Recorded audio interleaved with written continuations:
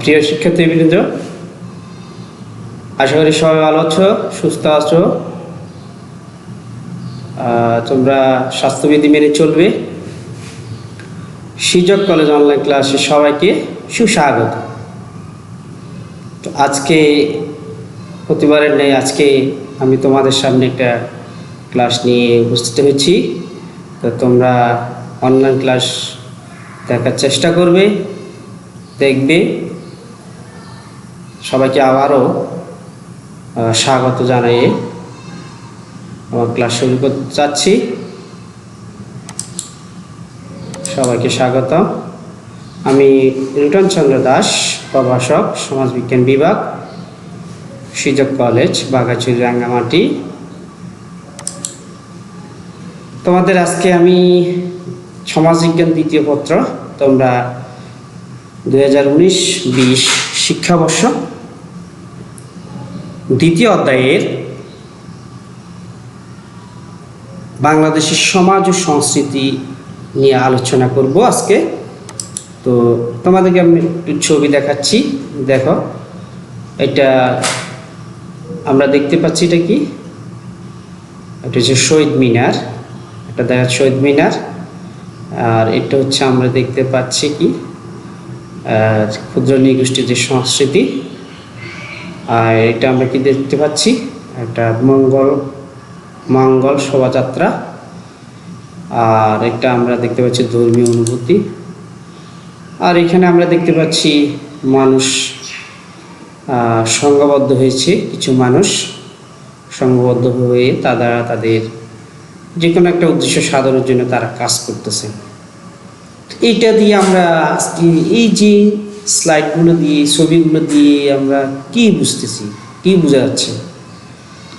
তাহলে আমরা একটু যাই, কি বোঝা যাচ্ছে। আজকে আমাদের আলোচনার বিষয় কি হবে? সমাজ ও সংস্কৃতি। সমাজ ও সংস্কৃতি। আমরা কিছু সমাজের অংশ দেখালাম, কিছু সংস্কৃতির অংশ দেখালাম। তো আজকে আমাদের আলোচনার বিষয় হবে সমাজ ও সংস্কৃতি। ঠিক আছে? তো তাহলে আজকে আমরা কি কি শিখতে পারবো? সমাজ কি, সমাজ কি বলতে পারবে, সমাজের সংজ্ঞা লিখতে পারবে, সংস্কৃতি কি বলতে পারবে, সংস্কৃতির সংজ্ঞা জানতে পারবে, সংস্কৃতির প্রকারভেদ বলতে পারবে। সমাজ কি? সমাজ হলো কি ব্যক্তির সমষ্টি এবং কি বা গোষ্ঠী সমষ্টি। কেমন? ব্যক্তির সমষ্টি বা কি গোষ্ঠীর সমষ্টি। তাহলে সমাজ, মানুষ সমাজবদ্ধ জীব। সমাজ ছাড়া মানুষ কি বসবাস করতে পারে না। মানুষকে কি করতে হবে? মানুষের প্রয়োজনে মানুষ কি করেছে? সমাজ সৃষ্টি করেছে। সমাজ এমন একটা প্রত্যয় যা ছাড়া মানুষের চলে না। তাহলে সমাজের আলোচনার ক্ষেত্রে আমরা মানুষ জন্মগ্রহণ করে সমাজে, এবং সমাজে বসবাসের মধ্যে দিয়ে মানুষের নানা প্রয়োজন দেখা যায়, সেটা হচ্ছে কি সমাজে। অর্থাৎ সমাজবদ্ধতার বিষয়টি আকস্মিক নয়, এটা স্ফীত এবং কি অভিপ্রেত। তাহলে সমাজের একটা কি সার্বজনীন ধারণা,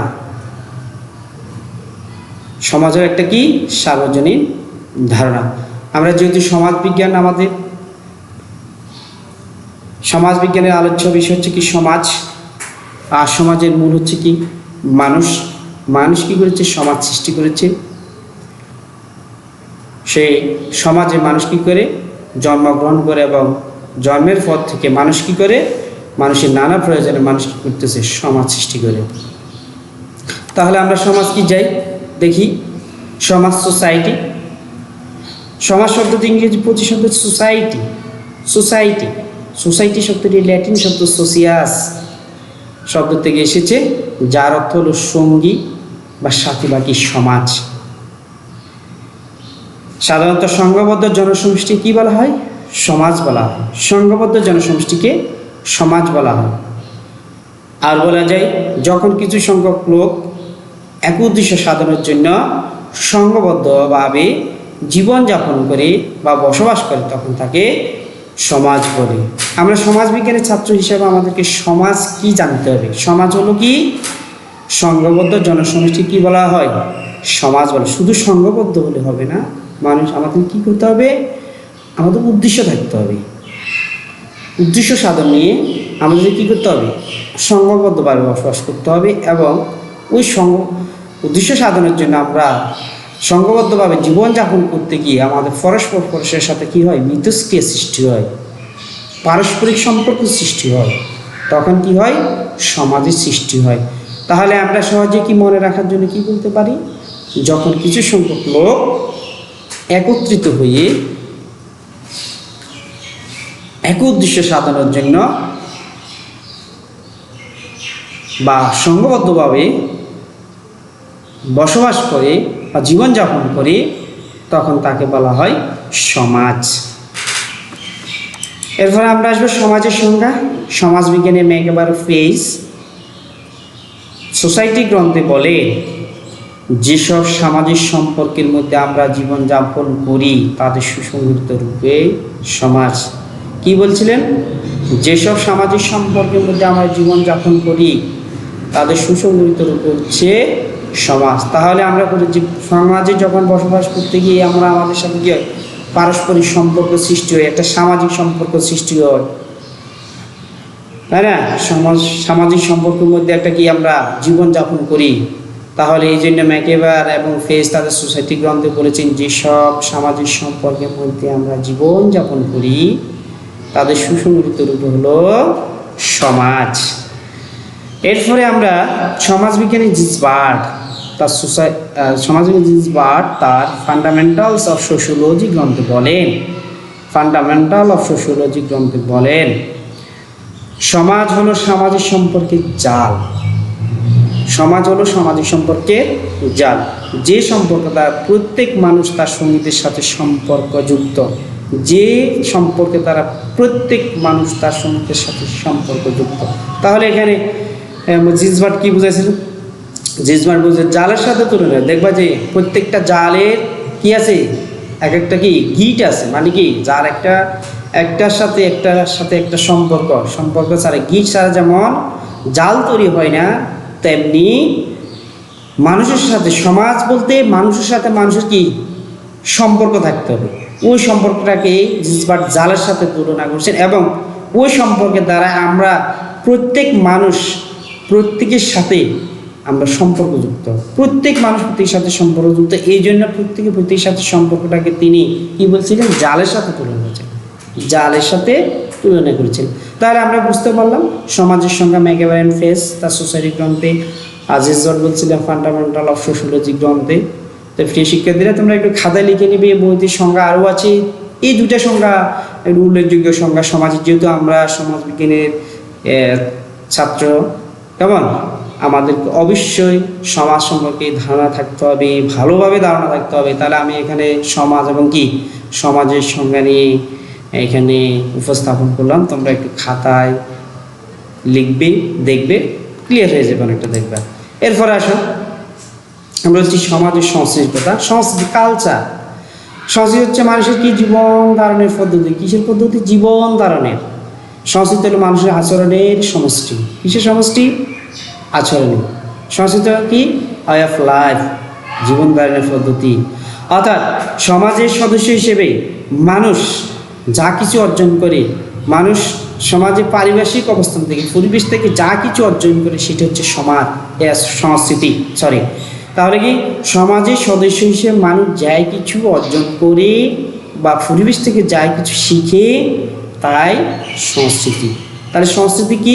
সংস্কৃতি মানুষের জীবন ধারণের পদ্ধতি, ওয়ে অফ লাইফ। সংস্কৃতি হল মানুষের আচরণের সমষ্টি। সংস্কৃতি কি? সমাজের সদস্য। আমরা প্রত্যেককে কি সমাজের এক একজন সদস্য, এক একজন আমরা সদস্য, সমাজের সদস্য। সমাজ থেকে আমরা যাই কিছু অর্জন করি, যাই কিছু শিখি, সামাজিক পরিবেশ থেকে যাই কিছু আমরা অর্জন করি, শিখি, সেগুলো হচ্ছে কি আমাদের সংস্কৃতি। সংস্কৃতিটা কীভাবে আসছে? 16 শতকের শেষের দিকে ইংরেজ মনীষী ফ্রান্সিস বেকন সর্বপ্রথম ইংরেজি সাহিত্যে কালচার শব্দটি ব্যবহার করেন। তাহলে 16 শতকের শেষের দিকে ইংরেজ মনীষী ফ্রান্সিস ফ্রান্সিস বেকন কি করছিলেন? সর্বপ্রথম ইংরেজি সাহিত্যে কালচার শব্দটি ব্যবহার করেন। কালচার শব্দটি ব্যবহার করেন কে? Francis Bacon. তাহলে ইংরেজি কালচার শব্দটির উৎপত্তি হয়েছে ল্যাটিন শব্দ কোলেরি থেকে। ল্যাটিন শব্দ কোলেরি থেকে। তাহলে ইংরেজি ল্যাটিন শব্দ কালচার শব্দটি, ইংরেজি কালচার শব্দটি উৎপত্তি হচ্ছে ল্যাটিন শব্দ কোলোরি থেকে, যার অর্থ হলো কর্ষণ বা চাষ করা। এটা দ্বারা বোঝা হচ্ছে কি, মানুষের দীর্ঘদিনের যে চর্চা, মানুষের দীর্ঘদিনের যে চর্চা, অর্থাৎ আমরা দীর্ঘদিন ধরে যে সকল জিনিসগুলো, যে সকল কাজগুলো করে যাচ্ছি, যে সকল কাজগুলো আমরা করে যাচ্ছি প্রতিনিয়ত, দেখবা যে সকাল থেকে রাত পর্যন্ত যে সকল কাজগুলো আবার পরের দিন, এর মধ্যে একটা জিনিস আমাদের কিছু সংযোজন হচ্ছে, কিছু বিয়োজন হচ্ছে। হ্যাঁ, তাহলে মানুষের দীর্ঘদিনের কর্মকাণ্ড চর্চার মাধ্যমেই সংস্কৃতি কী করছেন? মানুষের দীর্ঘদিনে, অর্থাৎ আমরা দীর্ঘদিন যাবত যে সকল কাজগুলো করে যাচ্ছি, প্রতিনিয়ত চলতেছে, সেগুলোর মাধ্যম হচ্ছে সংস্কৃতি। সুতরাং আমরা বলতে পারি মানুষের, অর্থাৎ আমাদের মনোভাব, চিন্তা, ধারণা, বিশ্বাস, মূল্যবোধ, আইন কানুন ইত্যাদি যা কিছু মানুষ সমাজ ও পরিবেশ থেকে অর্জন করে তার সমষ্টি সংস্কৃতি। আমাদের মনোভাব, আমরা মানুষ হিসাবে আমাদের যে মনোভাব, আমাদের যে বিশ্বাস, আমাদের যে চিন্তাধারা, আমাদের যে মূল্যবোধ, আইন কানুন ইত্যাদি যা মানুষ পরিবেশ ও সমাজ থেকে অর্জন করে তা হচ্ছে সংস্কৃতি। বুঝতে পারলাম আমরা। এরপর আসে সংস্কৃতির সংজ্ঞা। সমাজবিজ্ঞানী ম্যাকইভার বলছিলেন কালচার ইজ হোয়াট উই আর। কি বলছিলেন? সমাজবিজ্ঞানী ম্যাকইভার বলছিলেন কালচার ইজ হোয়াট উই আর, অর্থাৎ আমরা যা তা আমাদের সংস্কৃতি। আমরা যা তা আমাদের সংস্কৃতি। সমাজবিজ্ঞানী জোন্স বলছিলেন যে মানব সৃষ্ট সব কিছুর সমষ্টি হলো সংস্কৃতি। মানব সৃষ্ট, মানব যা কিছু সৃষ্টি করে সব কিছু মিলেই হলো সংস্কৃতি। সংস্কৃতির উল্লেখযোগ্য একটা সংজ্ঞা হলো, সবচেয়ে বিখ্যাত একটা সংজ্ঞা হলো ব্রিটিশ নৃবিজ্ঞানী ইবি টেইলরের যে সংজ্ঞাটা। ব্রিটিশ নৃবিজ্ঞানী ইবি টেইলর তার প্রিমিটিভ কালচার গ্রন্থে বলেন, কোন গ্রন্থে? প্রিমিটিভ কালচার গ্রন্থে বলেন যে সমাজের সদস্য হিসাবে অর্জিত আচার-আচরণ, ব্যবহার, জ্ঞান, বিশ্বাস, শিল্পকলা, নীতিপ্রথা, আইন ইত্যাদি জটিল সমন্বয় হলো সংস্কৃতি। আবার বলতেছি যে ব্রিটিশ নৃবিজ্ঞানী ইবি টেইলর তার প্রিমিটিভ কালচার গ্রন্থে বলেন সমাজের সদস্য হিসাবে অর্জিত আচার-আচরণ, ব্যবহার, জ্ঞান, বিশ্বাস, শিল্পকলা, নীতিপ্রথা, আইন ইত্যাদি জটিল সমন্বয় হলো সংস্কৃতি। তাহলে আমরা সংস্কৃতি কি, সংস্কৃতির সংজ্ঞা বুঝতে পারলাম। ম্যাকইভার বলছিলেন culture is what we are. আর জোন্স বলছিলেন মানব সৃষ্ট সব কিছুর সমষ্টি হলো সংস্কৃতি। আচ্ছা, এবার সংস্কৃতির ধরন। অকবার্ন সংস্কৃতিকে দুই ভাগে ভাগ করছেন। কয় ভাগে ভাগ করছেন? দুই ভাগে। এক বস্তুগত সংস্কৃতি, দুই হচ্ছে অবস্তুগত সংস্কৃতি। তাহলে অকবার্ন সংস্কৃতি দুই ভাগে ভাগ করছেন, এক হচ্ছে বস্তুগত এবং অবস্তুগত। এখন আমরা বস্তুগত কোনগুলো এবং অবস্তুগত কোনগুলো সেটা আমরা শিখব। তাহলে বস্তুগত সংস্কৃতি হলো কি? যে সংস্কৃতি দেখা যায়, যা কিছু আমরা দেখতে পাই, যার আকার আছে, আকৃতি আছে, যাকে স্পর্শ করা যায়, হ্যাঁ, যার অবস্থিতি আছে, যা আমরা ব্যবহার করি, তাই হলো বস্তুগত সংস্কৃতি। তাহলে যে সংস্কৃতি দেখা যায়, স্পর্শ করা যায়, ধরা যায়, যার আকার আকৃতি আছে, যার অবস্থিতি আছে, তা হলো বস্তুগত সংস্কৃতি। যেমন ঘরবাড়ি, দালানকোঠা, পোশাক পরিচ্ছদ, আসবাবপত্র, কেমন ইত্যাদি হচ্ছে বস্তুগত সংস্কৃতি। তাহলে বস্তুগত সংস্কৃতি কোনগুলো? যে সংস্কৃতিকে দেখা যায়, স্পর্শ করা যায় এবং যার অবস্থিতি তা হলো বস্তুগত সংস্কৃতি। আচ্ছা, এরপর আসি আমরা অবস্তুগত সংস্কৃতি। অবস্তুগত কোনগুলো? যে সংস্কৃতি আমরা দেখতে পাই না, আমরা স্পর্শ করতে পাই না, জায়গার আকার আকৃতি নিয়ে, ঠিক আছে, কিন্তু আমরা কি করি? অনুভব করি মাত্র, আমাদের মধ্যে অনুভব হয়। ওই অনুভবের দ্বারা আমরা কি করি? যে কোনো কাজ করি, তখন সেটাকে বলা হয় কি? অবস্তুগত সংস্কৃতি। যেমনটি সাহিত্য, ধর্ম, দর্শন, সঙ্গীত, মূল্যবোধ, বিশ্বাস, এই সকল জিনিসগুলো ধর্ম, দর্শন, সঙ্গীত, মূল্যবোধ, সাহিত্য, এগুলো কখনো দেখা যায় না, এগুলো মানুষ কি করে? অনুভব করে। সঙ্গীত মানে কি? গান। গান মানুষ কি বলে যে মাঝে মধ্যে মানুষ কী করে? গান দেখে। আসলে গান দেখে না, মানুষ গান শুনে। শুনে কি করে? গানটা অনুভব করে। কি করে? অনুভব করে। মূল্যবোধ আমাদের অনুভব, বিশ্বাস সেটা আমাদের অনুভব, ধর্ম আমাদের অনুভব, দর্শন নিজের কি? অন্তর্দৃষ্টি দিয়ে দেখা। নিজের অন্তর্দৃষ্টি দিয়ে দেখাটা হচ্ছে কি? দর্শন। কেমন? সাহিত্য, এই সকল বিষয়গুলো হচ্ছে কি? আমাদের অবস্তুগত সংস্কৃতি। তাহলে বস্তুগত এবং অবস্তুগত সংস্কৃতি বলতে আমরা কি একটু ধারণা লাভ করেছি। প্রিয় শিক্ষার্থীরা, তোমাদের বইতে আরও ভালোভাবে দেখবে, তোমার দেখবা যে বস্তুগত সংস্কৃতি, তুমি যাই কিছু যে সকল জিনিসগুলো ব্যবহার করতেছ, তোমার পোশাক আশাক, বই, পুস্তক, কলম, হ্যাঁ, চেয়ার, টেবিল, এগুলো হচ্ছে তোমার কি? বস্তুগত সংস্কৃতি। আর তুমি যে জ্ঞানটা অর্জন করতেছো, তোমার যে মেধাটা, ঠিক আছে, আবার তোমার যে দর্শনটা, তুমি যে দু চোখ দিয়ে ভালোভাবে, তোমার যে অন্তর্দৃষ্টি দিয়ে তুমি যে দেখতেছো, সেটা হচ্ছে তোমার কি? অবস্তুগত সংস্কৃতি, অর্থাৎ তোমার সেটা দর্শন। তারপরে কি? সঙ্গীত, তোমার ধর্ম, এগুলো হচ্ছে তোমার কি? ভাষা, এগুলো হচ্ছে কি? অবস্তুগত সংস্কৃতি। তো আমরা এরপরে একটু মূল্যায়নে যাই। তোমরা সমাজ কি, তারপর সমাজের একটি সংজ্ঞা লিখবে। সংস্কৃতি কি, সংস্কৃতি কয় ধরনের, কি কি। এবার তোমাদেরকে বাড়ি কাজ দিচ্ছি। বস্তুগত অবস্তুগত সংস্কৃতি বলতে কি বোঝায়? বস্তুগত অবস্তুগত সংস্কৃতি কয়েকটি উদাহরণ লিখবে। তো সবাইকে ধন্যবাদ প্রিয় শিক্ষার্থীরা। তোমরা ক্লাসগুলো একটু দেখার চেষ্টা করবে। অনলাইন ক্লাসে আমরা চেষ্টা করতেছি তোমাদের কিছুটা হলে দেওয়ার জন্য।